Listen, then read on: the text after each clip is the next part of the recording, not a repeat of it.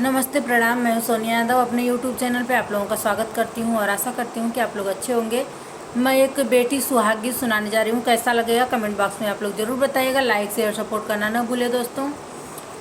अरे नीब दिया से मातली बेटी हो कवानी देई, बेटी हो कवानी देई, भाभी से जरिया गई सूती रे ललनवा, भाभी से जरिया गई सूती रे ललनवा, नसवा में आई है भाभी कवानी देई, भाभी कवानी देई, अरे से जिया से दिहली ढकेली रे ललनवा, अरे से जिया से दिहली ढकेली रे ललनवा, अरे दुआरे से उठेले भैया हो कवन राम, भैया हो कवन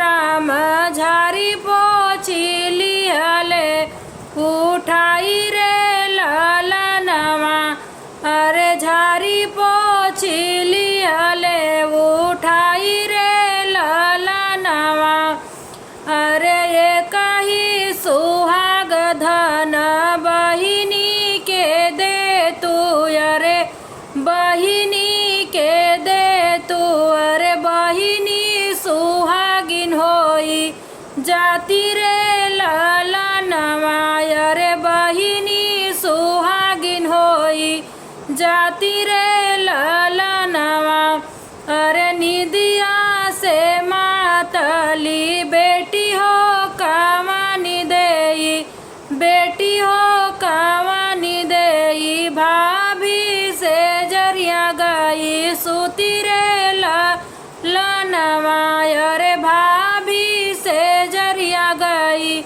सूती